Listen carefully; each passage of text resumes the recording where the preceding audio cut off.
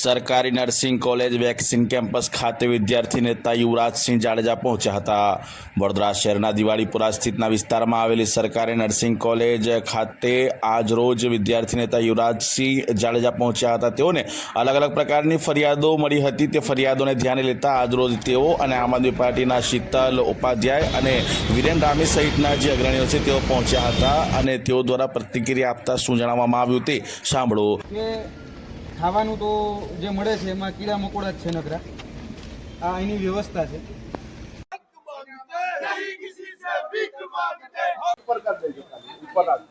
કહી દીધી છે બિલકુલ થોડા બીતા હતા વિદ્યાર્થી।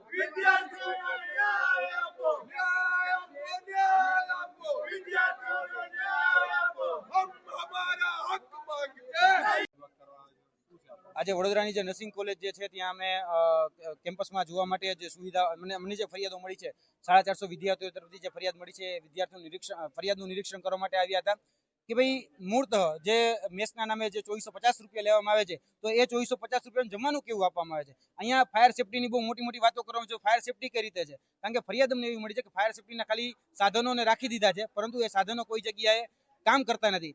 મૂળતઃ જે પાયાની સુવિધા પાણી કહેવાય, મૂળતઃ યુરેનલ કહેવાય, એ યુરેનલની સુવિધાઓ પણ યોગ્ય રીતે કરવામાં નથી આવતી અને જે સુવિધાઓ છે એ ગંદકી ભરી છે।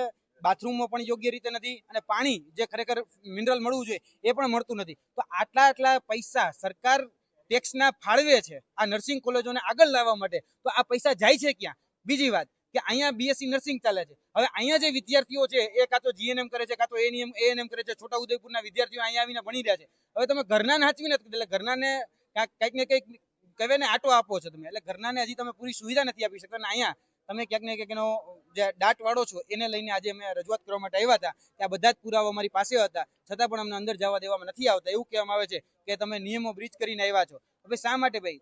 આ સરકારી સંસ્થા છે, સરકારી સંસ્થામાં અમે ટેક્સ પેયર છીએ, અમારા ટેક્સના પૈસાથી સંસ્થા ચાલે છે, તો શા માટે ભાઈ અમે અંદર ન જઈ શકીએ? એટલે મહેરબાની કરીને બેટી બચાવો બેટી પઢાઓની વાતો કરતી સરકાર અહીંયા જે પ્રિન્સિપાલ છે, અહીંના જે સત્તાધીશો છે, મોટી મોટી વાતા કરે છે, મોટી મોટી ભાકાફોદારી કરે છે, એને કહેવા માંગીએ છીએ કે ભાઈ અંદર જઈને જોવા દો સુવિધાઓ કઈ પ્રકારની છે। અંદર જઈને જોશું, સત્ય તપાસું, તથ્ય તપાસું એટલે આપોઆપ ખ્યાલ આવી જશે શું છે શું નહીં।